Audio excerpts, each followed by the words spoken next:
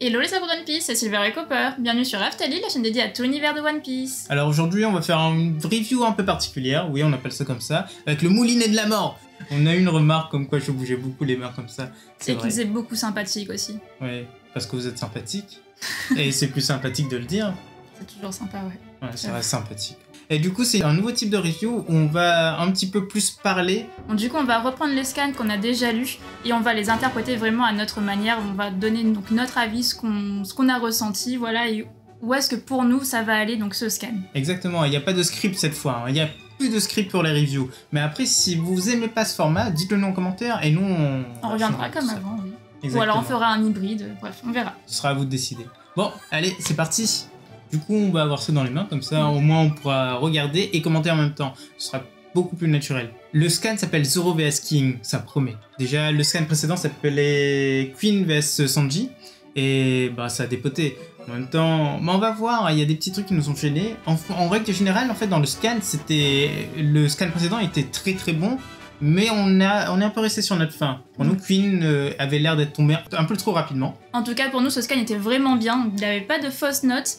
Et bah franchement, on l'a vraiment apprécié. Oui, il y avait tout dedans, il y avait du combat, il y avait des informations, mais vraiment des informations incroyables. Et puis, il n'y a pas vraiment de temps mort, pas dans le sens où tout le monde se tape dessus tout le temps, mais c'est vraiment le scan de One Piece qu'on adore. Bourré d'informations, bourré de combats, bourré de tout ce que tu veux. Ouais, effectivement, on apprend pas mal de choses et c'est super intéressant. Bon, on va voir tout ça au fur et à mesure. Donc là, on a une nouvelle mini-aventure donc qui va concerner le Germa 66. Ils sont tous en train de fuir Whole Cake Island qui a l'air donc complètement explosé. Donc il y a de la fumée partout, sans doute du feu également. Ça, je ne sais pas, on voit pas très bien. Mais en tout cas, ils ont vraiment l'air paniqués et en train de fuir l'île de Whole Cake Island. Donc moi, je me situerais plutôt juste après l'arc Whole Cake, donc le Germa 66 qui fuit, donc en tout cas l'île de Big Mom à ce moment-là. Et pour moi, c'est totalement différent. Moi, je pense que c'est pas tout de suite après Whole Cake. Là, si on met cette cover à ce moment-là, ça doit avoir une importance. C'est en même temps que Wano. Le Germa, à la fin, ils étaient face à Big Mom. Il y avait les balles anti-Germa. Mais qu'est-ce qu'ils ont fait? Comment est-ce que tu peux fuir comme ça? Pour nous, c'est pas possible. L'interprétation que moi j'ai, c'est que on est un mois après. Le Germa s'est fait capturer, tout le monde était en prison sur Whole Cake, et là Mama est partie. Mama a laissé que Katakuri et Cracker sur place. Elle a pris le gros de son armée, et elle est partie à Whole Cake. Enfin, elle est partie à... Oui, elle est partie à Wano.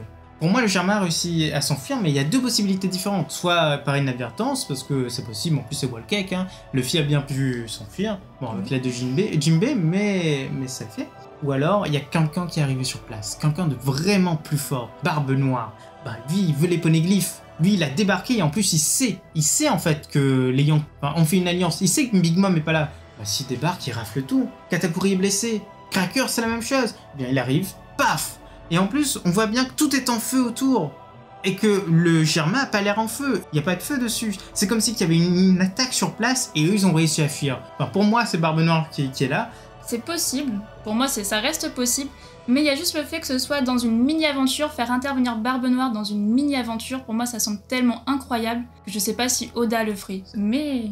ouais. Bon, on verra bien, effectivement, pour le prochain scan.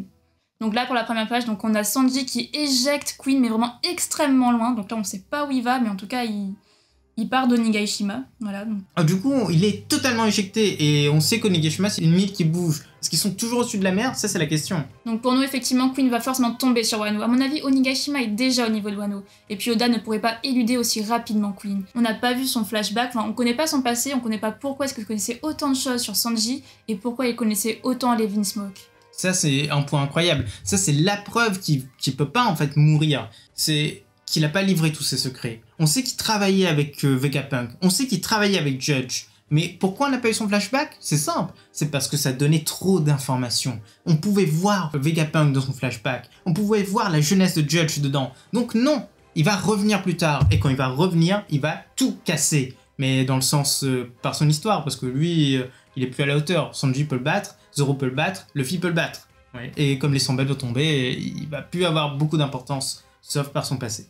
Après cette action incroyable de Sanji, il doit encore faire une chose très très importante à ses yeux, c'est rendre Shuji à sa propriétaire. Ce qui est incroyable, c'est que pendant le combat, il a attrapé Shuji. Il a pas du Queen, et il a attrapé l'animal de compagnie en même temps. Et il l'a protégé, évidemment. Exactement. Donc ça montre qu'il n'a pas changé, qu'il est toujours le même, qu'il adore les animaux, qu'il adore les femmes, et il est toujours aussi gentil. D'ailleurs, il repense à son flashback, il repense à ses souvenirs lorsque lui-même, il sauvait les petites souris et qu'il leur donnait à manger. Ça, pour nous, ça montre un lien quand même très important entre ces deux personnages. Donc voilà, on ne sait pas vraiment s'il y aura une romance entre ces deux personnages, mais moi, en tout cas, ça me ferait super plaisir. C'est vrai qu'avec... comment elle s'appelait encore ? Cosette, oui. Ouais, avec Cosette, Ouais, c'est ce que j'allais dire. il y en avait beaucoup qui espéraient, et puis... Bah, pour l'instant, en tout cas, il n'y a rien. Ouais, non, bah, il n'y aurait jamais rien eu, il n'y aura jamais rien. La Cosette, en fait, je sais pas si vous vous en rappelez, c'était la fille qui travaillait dans le royaume Germain, la pâtissière, enfin la cuisinière. C'est ça ? Oui, je pense la cuisinière. La chef cuistot. La chef cuistot qui avait été battue par Niji. Eh ben, on croyait dur comme fer qu'il y aurait quelque chose entre ces deux-là et que c'était justement l'amour de Sanji qui serait pas sur Pudding, mais sur cette fille-là. Ben là, je pense que si Pudding débarque, c'est fini pour la pauvre geisha. Hein. Ouais, heureusement. Exactement. Bon, en tout cas, elle remercie énormément Sanji, elle est vraiment contente de pouvoir retrouver Shuji. Et là, pouf, bah, il tombe dans les pommes.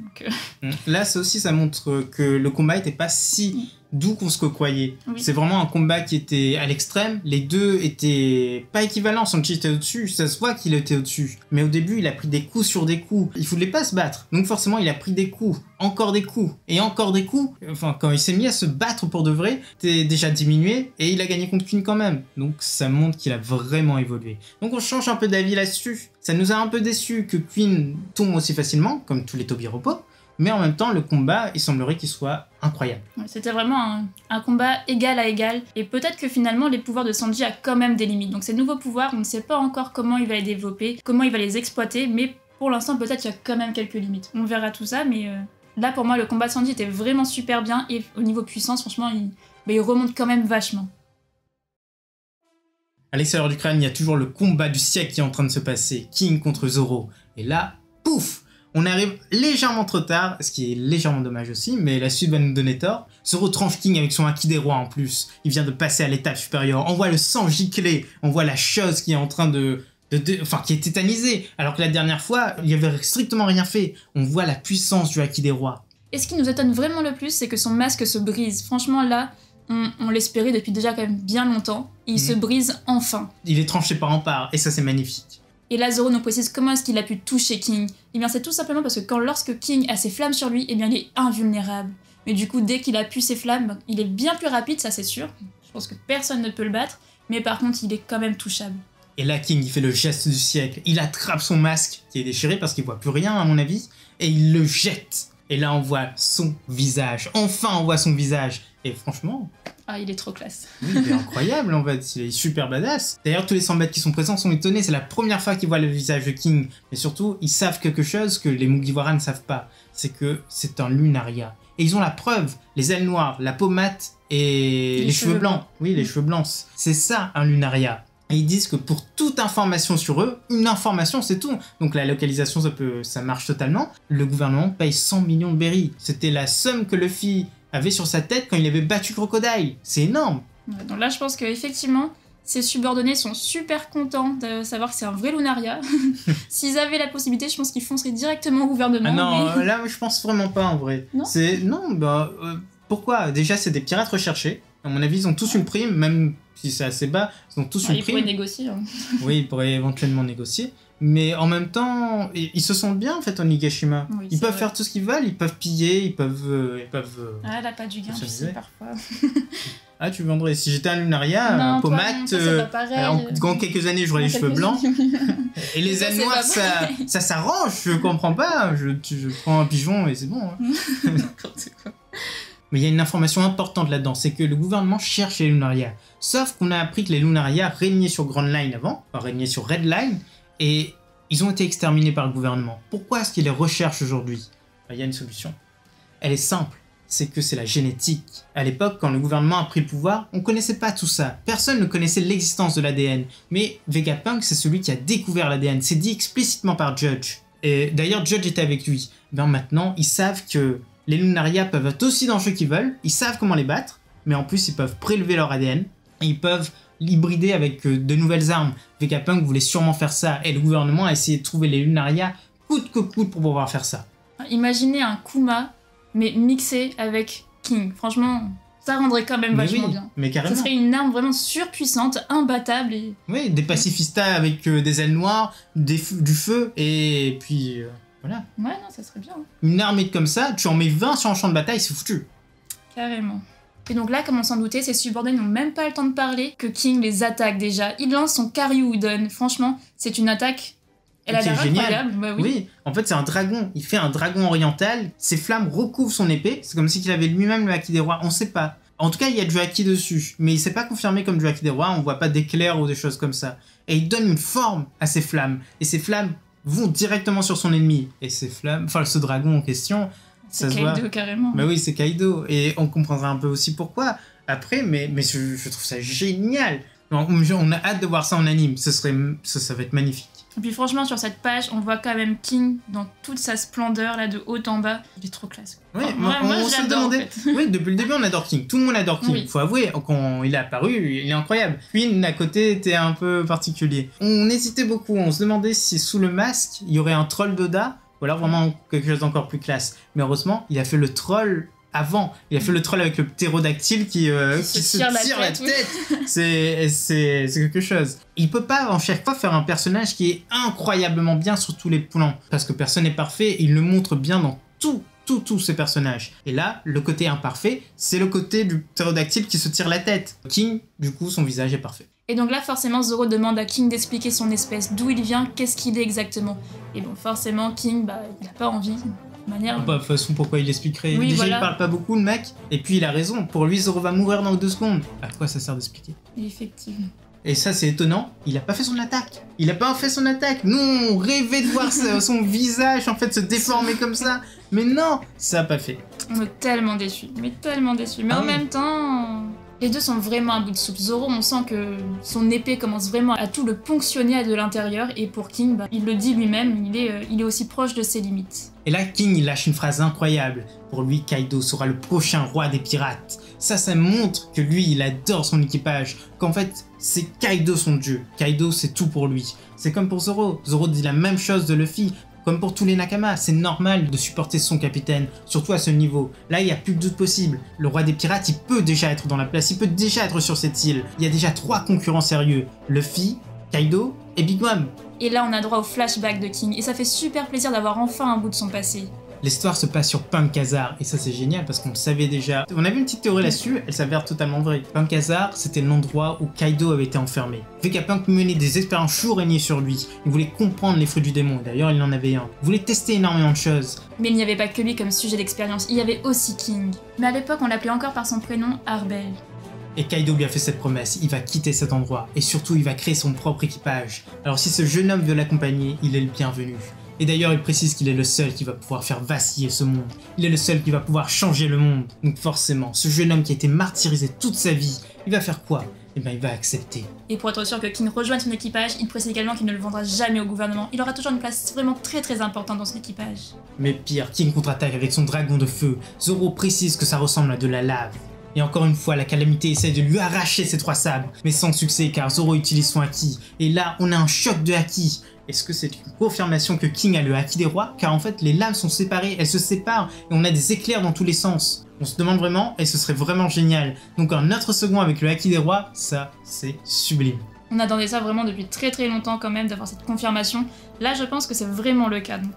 Oui, et donc là, King remonte totalement dans tous les classements. Ouais. Il a le haki des rois, c'est une espèce hyper rare, il maîtrise toutes les formes du haki, ça c'est normal, et il est super puissant, il maîtrise le feu. C'est comme si qu'il avait, en plus son feu ressemble à du magma, c'est comme si qu'il avait le fruit d'Ace, le fruit de la lave, le fruit du pteranodon, le fruit, enfin là c'est plus du fruit, mais la maîtrise du haki, même du haki des rois, et en plus il s'est volé. Mais Il sait tout faire, franchement, c'est trop cheaté, hein.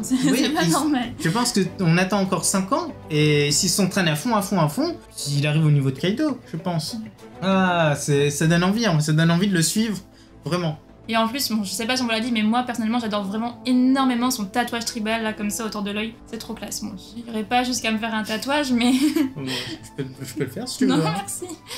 Ça ira. Et d'un coup, King accélère et il fout un coup de pied à Zoro. C'est le moment qu'il attendait. Car quand il accélère, c'est que ses flammes se sont éteintes. Quand ses flammes se sont éteintes, il devient plus vulnérable. Zoro, armé de son Haki des rois, le tranche d'un seul coup. King est déstabilisé. Il sent que maintenant le vent peut tourner. Il sent que la personne en face de lui est beaucoup plus forte que ce qu'il croyait. Maintenant, il peut perdre. Il sait que les 100 bêtes peuvent vaciller. Tous les Tobiropos sont tombés. Ça, il est au courant. Jack est tombé. Ça, il a peut-être pas su. Queen, il est en train de survoler la mer. Donc... Ça aussi, il le sait pas, à mon avis. Il le sait pas non plus. Mais ce qu'il sait, c'est que si lui, il tombe, les autres tombent. Il n'a pas confiance dans les autres. Il n'a pas confiance dans les Tobiropos. Il n'a pas confiance en Queen. Donc forcément, il a peur. Il a peur de faire vaciller l'ensemble. Il a peur de faire vaciller l'œuvre de Kaido. Il a peur qu'on l'attrape à nouveau. Qu'il soit enfermé avec toutes les expériences, que Vegapunk débarque. On essaie de tester sa résistance. King, d'un seul coup, prend son envol. Il s'éloigne en forme pteranodon. Puis d'un coup, il se retourne vers son adversaire, reprend sa forme classique. Et qu'est-ce qu'il fait? Il lance à nouveau son attaque de lave et il dit que si tu survis à ça, tu auras peur de moi à jamais. Zoro, sans aucune crainte, lance son attaque, il se charge de Haki des rois, et d'un coup, il tranche le dragon de lave, il tranche King, et celui-ci ne comprend strictement rien, mais il a perdu. Et c'est la fin du scan. Franchement, il était terrible, hein. Ah oui, non mais franchement, il était trop bien. On avait vraiment de tout, on avait des rebondissements, on avait des souvenirs de King, et franchement, c'était super bien. Là, quand même, pour ce dernier combat, on aurait bien aimé voir Zoro avec son Ashura, mais version Haki des rois partout. Franchement, je pense que ça aurait été super bien. Il en est capable, je sais pas pourquoi il l'a pas utilisé. Sans doute pour un autre combat. Pas Onigashima, mais pour le combat contre Shiryu, ou quelque chose comme ça. Oui. En tout cas, on a hâte de le voir. Peut-être qu'il maîtrise pas encore très bien son Haki des rois. Je pense que c'est encore tout nouveau. Oui, et une autre précision, on sait que le gouvernement a battu tous les Lunaria. En fait, c'était eux qui régnaient sur Red Line. Donc ça veut dire qu'ils sont des personnes assez fortes pour faire ça. Parce que, imaginons qu'il y ait juste un groupe de 100 Lunaria hyper puissants, aussi forts que King. Parce que, imaginons que ça existe, sur un groupe de 10 000 personnes qui habitaient au-dessus de Red Line. Zoro n'a pas réussi à le blesser avec ses attaques normaux, même quand il était en super vitesse. Ça veut dire qu'il faut au moins le Haki des rois. Donc il faut soit au moins 100 personnes dans le gouvernement qui maîtrisent le Haki des rois à l'époque, qui maîtrisaient le Haki des rois, ou alors un groupe de personnes super puissantes. Et on a une petite théorie sur le fait que les 5 anciens soient des personnes immortelles, qui se passent le OPOP depuis des années, mais le OPOP a été dérobé par quelqu'un, et qu'à l'époque, ils maîtrisaient déjà le Haki des rois, et ils avaient trouvé le secret des Lunaria, et c'est eux qui avaient abattu tous les Lunaria. Ce qui serait intéressant. Bon, après ils l'ont fait, après ils ont regretté parce qu'ils avaient besoin de ça en génétique, mais des centaines d'années plus tard. Et ça, ce serait vraiment intéressant. Donc là, il y a vraiment une chose vraiment très très choquante sur cette dernière image.